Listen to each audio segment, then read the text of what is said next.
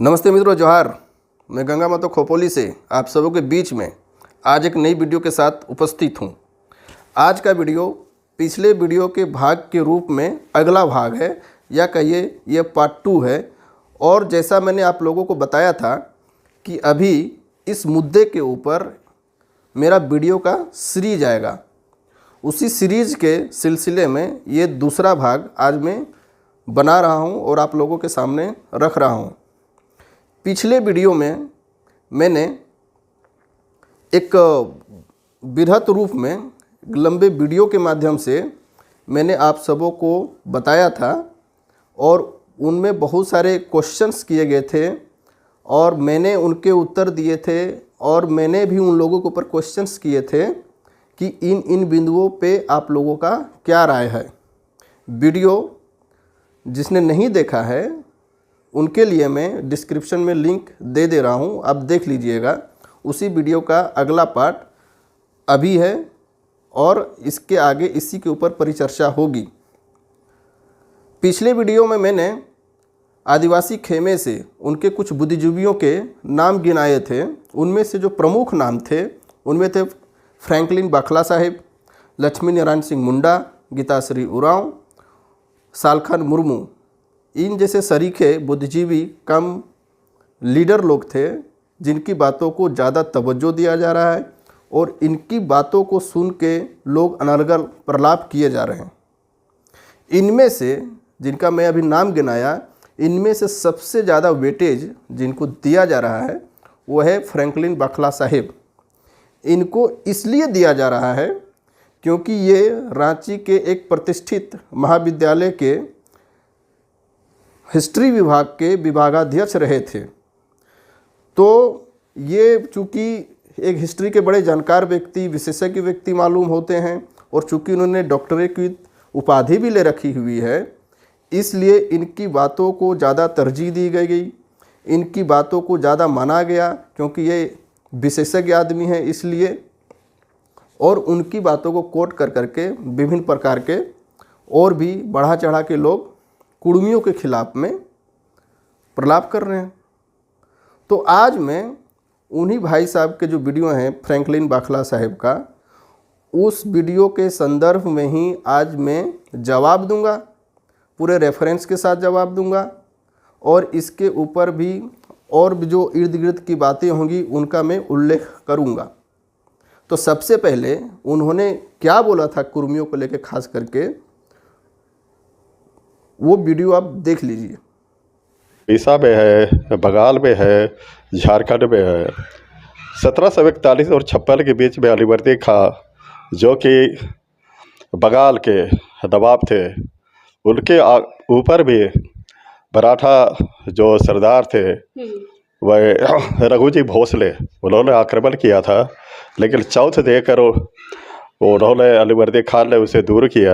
लेकिन तब तक उड़ीसा, बंगाल, झारखंड और बिहार में कुर्मी लोग सैनिक के रूप में आए थे और बहुत लोग लौटे और बहुत लोग नहीं लौटे। तो ये पहला फेज था। उसके पहले का इतिहास नहीं है।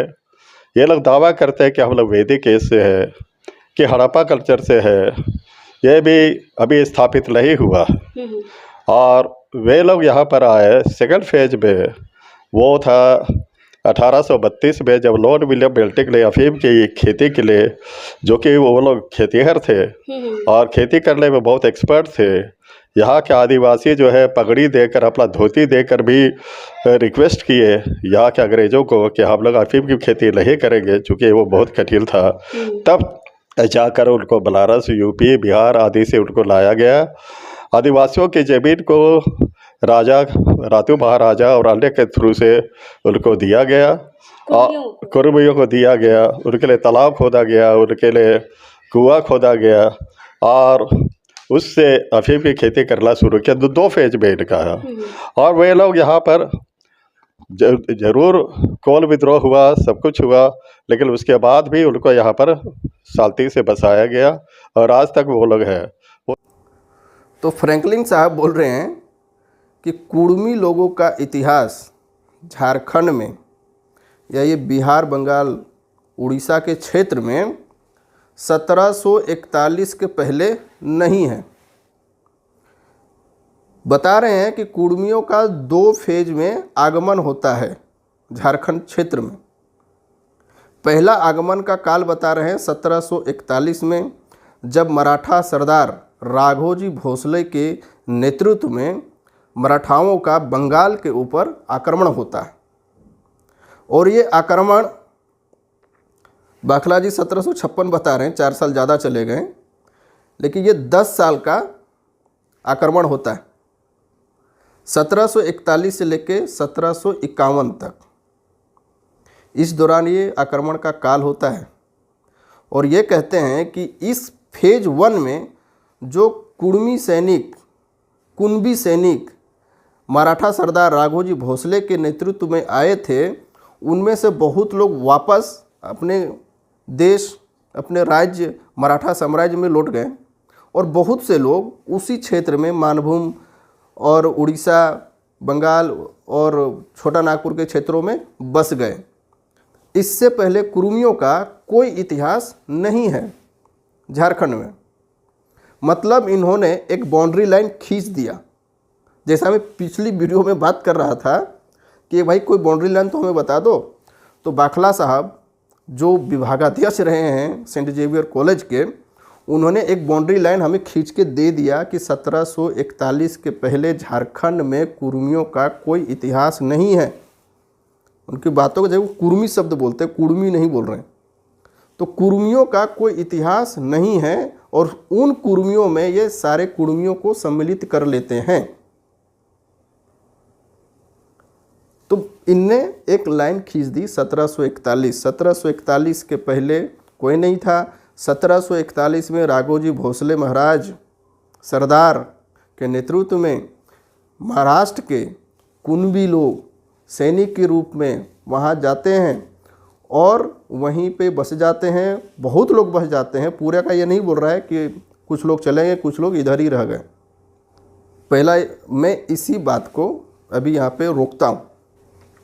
दूसरा फेज ये बता रहे हैं कि लॉर्ड विलियम बेंटिक के द्वारा 1832 में अफीम की खेती के लिए यूपी और बिहार के कुर्मियों को, यहाँ के आदिवासियों के ज़मीन को इन्हें दिया गया और उनमें इनको अफीम की खेती के लिए लगाया गया। तो 1832 तो बहुत बाद का चीज़ है।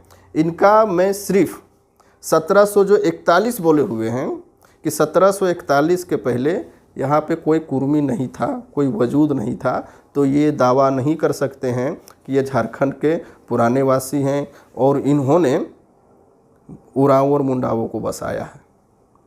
चलिए बाखला साहब, मैं आपकी इस बात को अपने कुछ उदाहरण के साथ में यहाँ पे विरोध कहिए या आपके तर्क के विरोध में अपनी बात रख रहा हूँ। आपने बताया कि 1741 के पहले नहीं है कुर्मी झारखंड में। अब मैं 1741 के पहले का आपको कुछ दिखाना चाहता हूँ।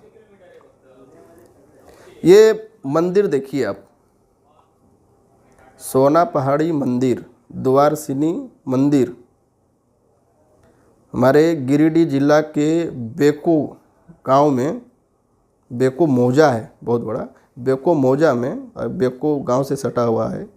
यहाँ पे द्वारसिनी मंदिर है, जिसको हम लोग जनरल रूप में सोना पहाड़ी मंदिर बोलते हैं। बहुत फेमस जगह है ये।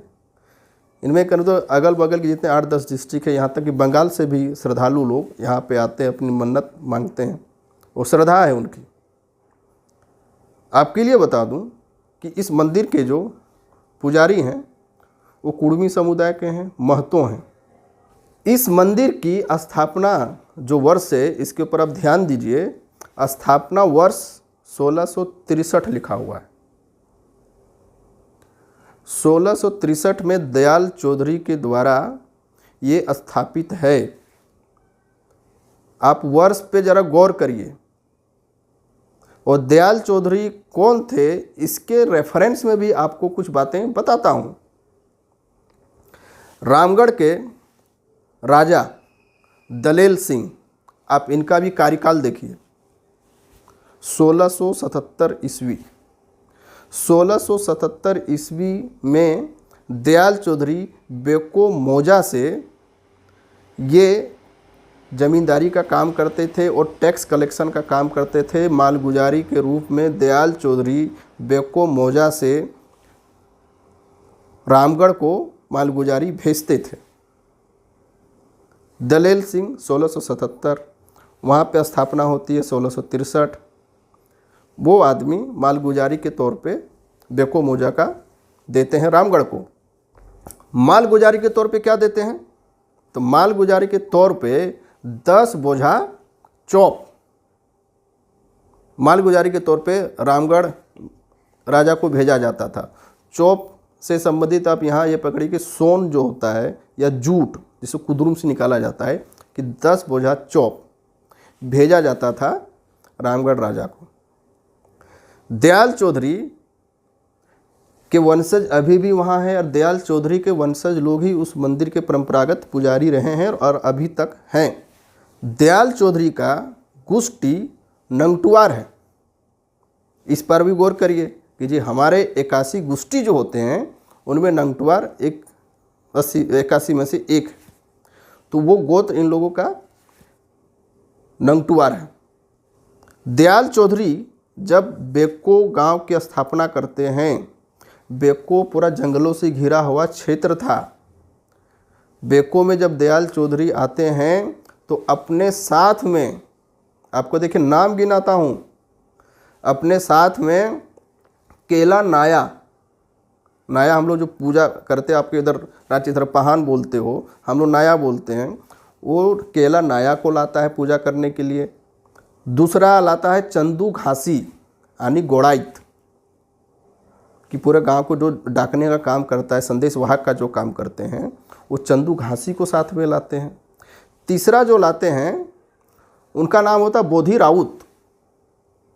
बोधी राउत को लाया जाता है कपड़ा बुनने के लिए, ये बुनकर थे। इन तीनों के साथ में बेको आते हैं अपने और लोगों के साथ में, और यहाँ एक विलेज स्थापना करते हैं, इसका नाम बेको होता है। और देखिए आश्चर्य बोलिए कि यहाँ जब गांव स्थापना के बाद जो अपने मड़े का जो स्थापना करते हैं, उन मड़े में जो देवता बैठते हैं हमारे, उनका नाम भी देते हैं द्वारसिनी। कुड़मियों के देवा भूता के बारे में आप जब जानिएगा तो हमारे हर एक दिशा के लिए अलग अलग हमने राइया को हमने स्थापित किया हुआ है। द्वारसिनी जो हमारा देवता है वो दक्षिण पश्चिम का देवता है। तो दक्षिण पश्चिम के दिशा में द्वारसिनी को बैठाया जाता है। आपको बहुत सारे कुड़मी गांवों में ये देखने को मिलेगा, आप विजिट करिए। और जहाँ से आप आने की बात कर रहे हैं, मतलब 1741 और कहाँ 1663, मतलब सीधा सीधी 80 साल का फासला है। 80 साल मतलब 2 पीढ़ी का फासला है। 2 पीढ़ी के फासला में नंगटुआर भी मिलता है, द्वारसिनी माँ भी मिलती है, उनकी पूजा होती है। स्थापना दयाल चौधरी के द्वारा होता है। पूजा नाया के लिए वहाँ रखा जाता है, महतो मेन मुख्य होते हैं। क्या ये विलेज सिस्टम महाराष्ट्र में है? होगा ही नहीं, क्योंकि 1741 कहाँ है, 1663 कहाँ है। और 1663 बोल देने से खाली 1663 में तो मंदिर की स्थापना होती है। तो दयाल चौधरी का जन्म कब हुआ होगा? दयाल चौधरी का जन्म अगर हम मोटा मोटी भी पकड़ दे, कम से कम 40 साल पहले और लेके जाएंगे, क्योंकि एक ऐसा आदमी अपने युवा अवस्था में से देवा भूता की स्थापना नहीं कर सकता। इसलिए मोटा मोटी मान के चले कि 40 साल से ज़्यादा ही होंगे। 1663 में जब स्थापना कर रहे हैं तो 40 साल और पीछे जाइएगा, 1620 के आसपास में इसका जन्म काल चला जाएगा। 1620 में जिनको आप शिवाजी के वंशज बोल देते हो, अरे शिवाजी का खुद जन्म 1630 ईस्वी में होता है, और उनके सैनिक तो भाई 1741 में आते हैं, और कहाँ 1620 जा रहा, हम 100 साल पीछे चले गए। कैसे इनको? अब आप ये बताइए कि यहाँ इनको मराठा लाए या कौन लाया? किस बेसिस पे आपने डॉक्टरेट करी, किस बेसिस पे आप विभागाध्यक्ष बने हुए बैठे हुए हैं, और कैसी कैसी गहल बलियाँ करके आप लोगों को गुमराह करते हैं। आपने लगता है रांची के या लंदन के किसी वाताकुनित हॉल में बैठ के अपना झारखंड का इतिहास आपने लिख के बता दिया।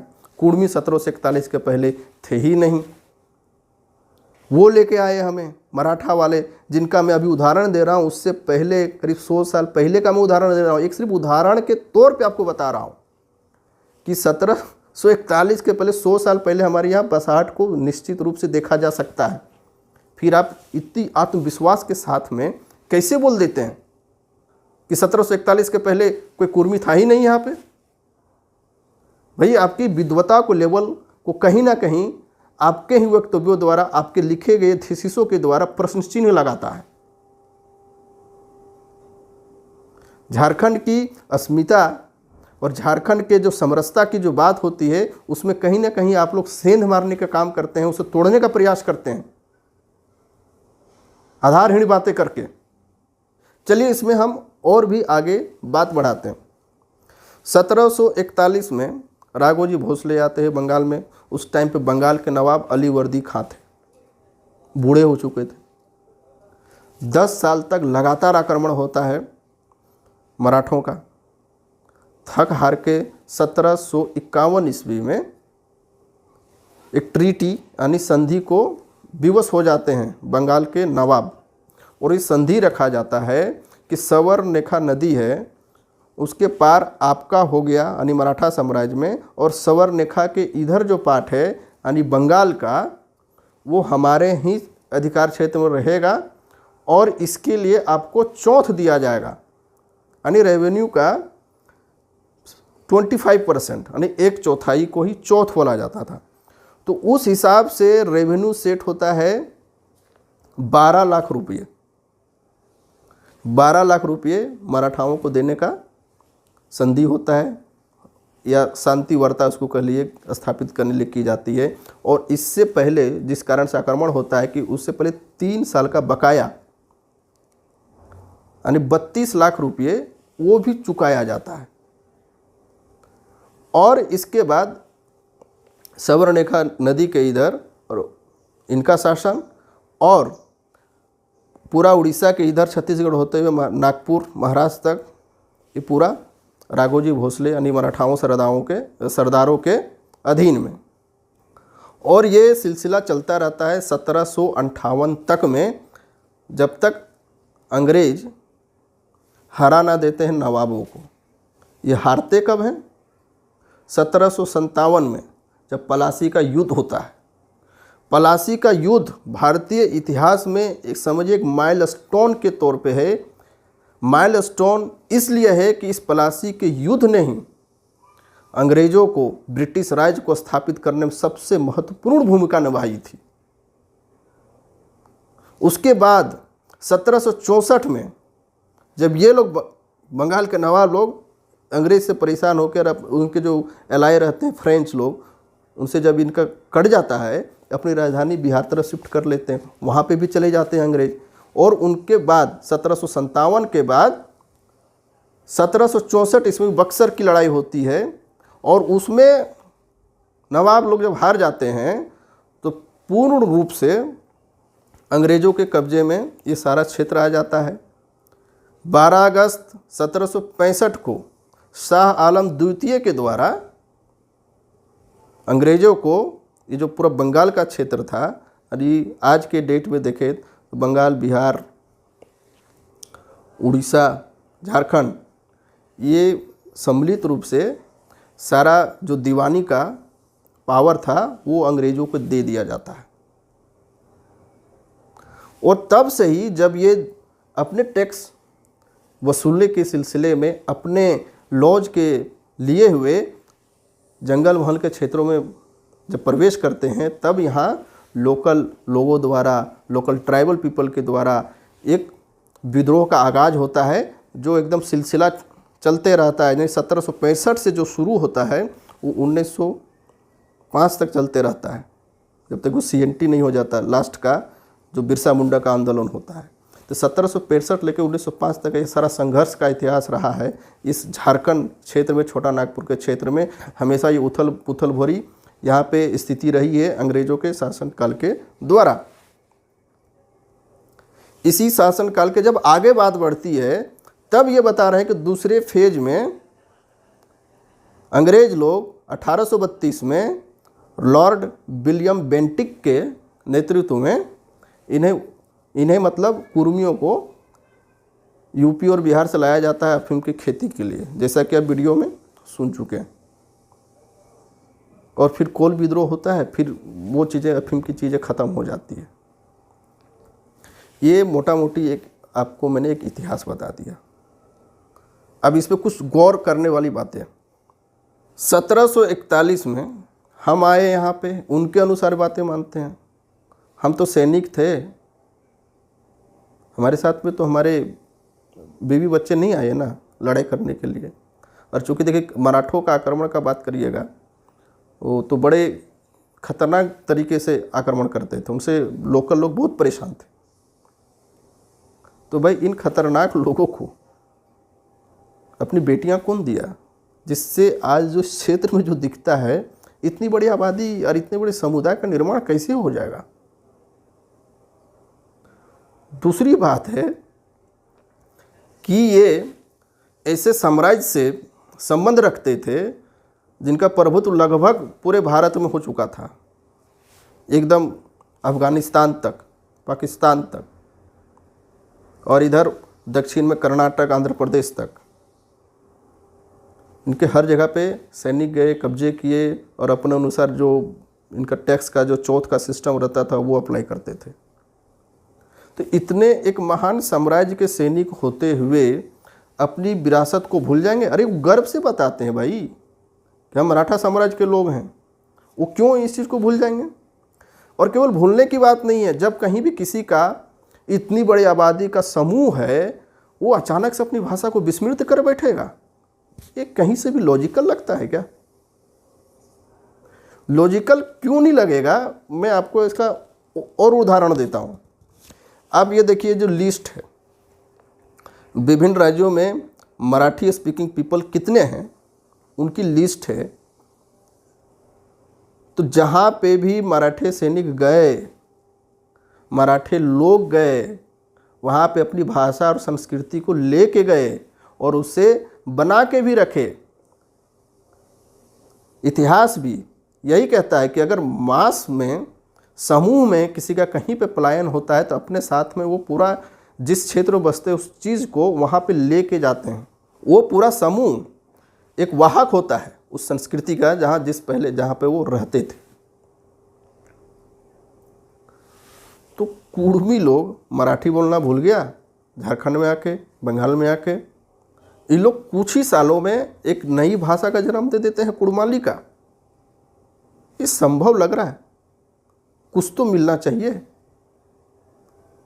अब जरा लिस्ट देखिए, बंगाल में 0.02, झारखंड में 0.02, उड़ीसा में 0.03। ये लोग अभी, ये 2011 का है। तो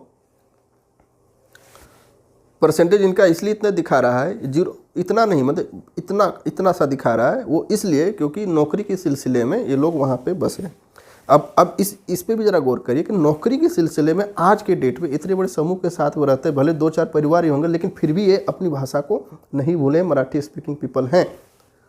और ये इतना बड़ा समूह जिसका आप बात करते हैं, वो आएगा अपना भाषा भूल जाएगा, विस्मित कर बैठेगा।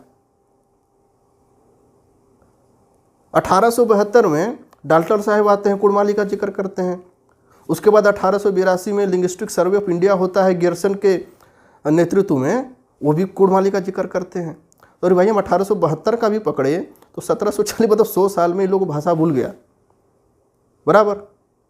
और अभी कुछ बहुत सालों बाद में भी ऐसे ऐसे परिवार हैं जो उधर जो क्षेत्र हैं वो अपनी भाषा नहीं भूले, भले एक परिवार का ही लोग क्यों ना हो।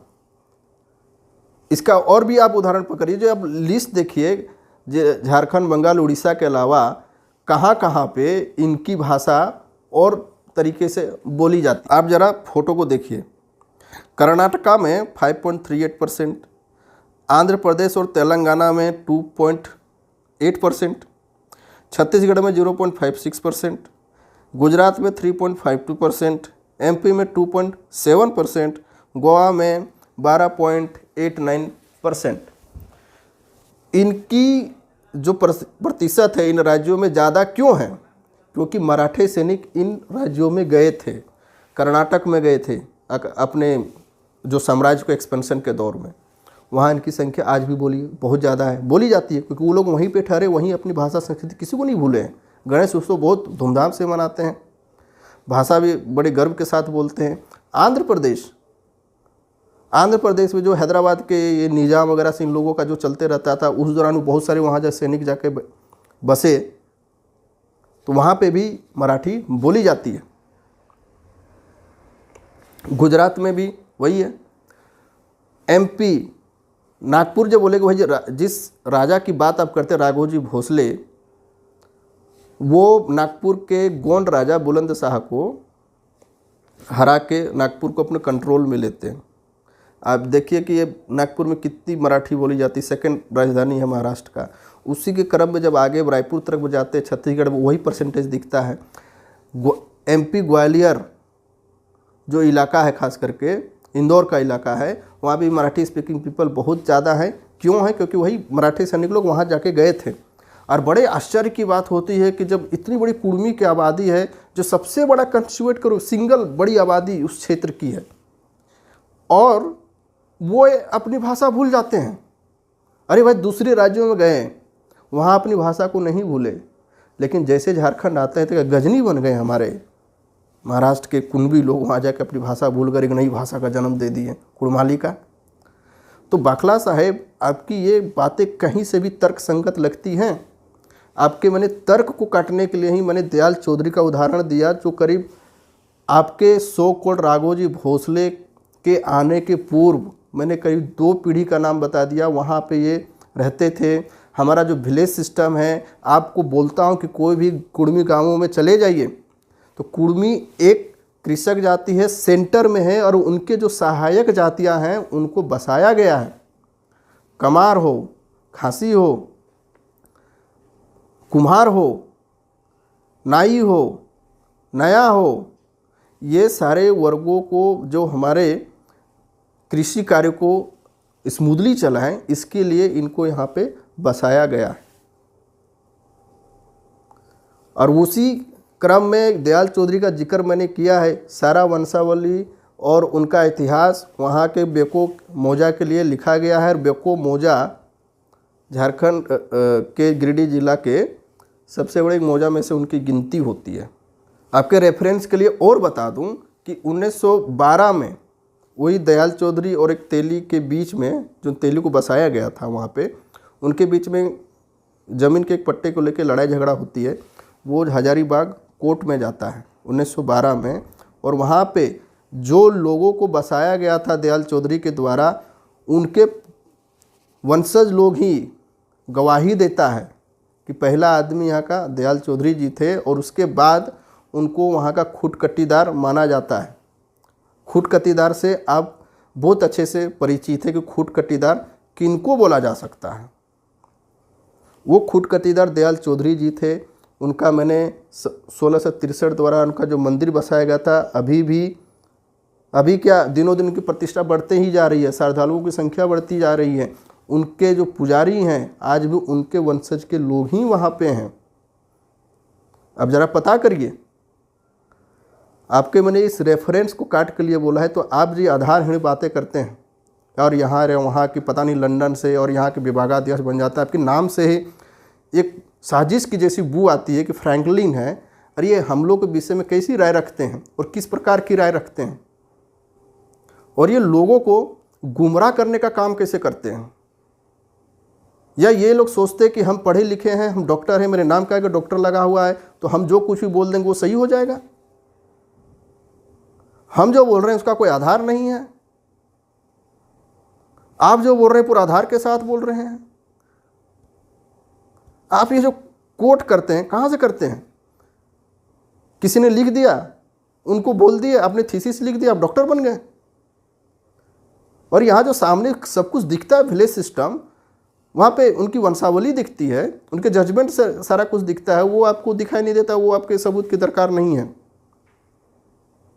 जिस 1620 के आसपास में, जब शिवाजी महाराज का जन्म भी नहीं होता है, अंग्रेज का भारतीय भूभाग में कोई कंट्रोल नहीं होता है, ये सिर्फ एक व्यापारी के तौर पे रहते हैं बंगाल में, जिनको यहाँ व्यापार करने के लिए बंगाल के नवाब को टैक्स देना पड़ता था, तब कि यहाँ के ये फ्रीली व्यापार कर सके। और जब इनका भारतीय भूमि में भारतीय कंट्रोल सिस्टम यानी प्रशासनिक वे में जब इनका कब्जा होता है, तो कब होता है? 1757 के बाद फुल्ली मिलता है 1765 में। तो 1765 के बाद इन लोगों का ये होता है, तो आप हमको कैसे बोलते? दोनों थ्योरी आपकी यहाँ फेल हो जा रही है भाई। जिस शिवाजी के वंशज आप बोलते हैं, उनके जन्म के पूर्व का मेरा यहाँ गांव दिख रहा है। दूसरा, अंग्रेज हमको लाए थे, तो अरे अंग्रेज 1765 के बाद कहाँ 1620 का हम आसपास आपको बात बता रहे हैं। अगर 1663 का ही पकड़े तो हम 80 साल पहले का आपको बात बता रहे हैं। ये इतनी पीढ़ी है, इनको कौन लेके आया भाई?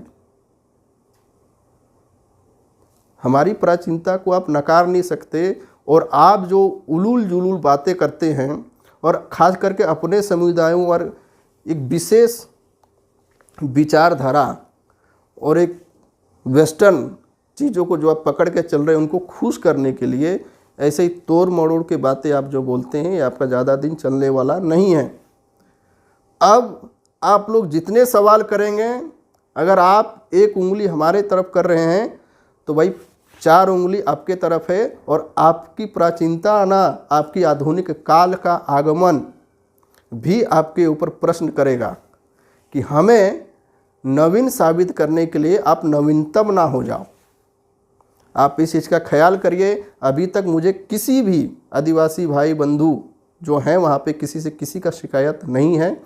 आप लोगों का शिकायत और हमारा इतिहास खोदन के ऊपर जो आपका कार्य चल रहा है, थीसिस चल रहा है, ये ज़्यादा दिन चलने वाला नहीं है। आप हमें जितना उंगली करोगे, आपके इतिहास के ऊपर भैया रक्सर काढ़ा चलेगा, जिसमें बहुत सारा पानी निकलेगा, जिसको आप था नहीं पाइएगा। तो ये जो वीडियो था स्पेशली फ्रैंकलिन बाखला साहब को समर्पित था। आप इन चीज़ों को, मेरी वीडियो को अगर किसी माध्यम से पहुंच जाता है तो ये ज़रूर सुने। अगले अन्य पार्ट में जो और भी अनर्गल बातें होती है, उनको प्रूफ के साथ में आप लोगों के बीच में रखूँगा। तब तक के लिए नमस्कार, जोहार, जय हिंद, जय झारखंड।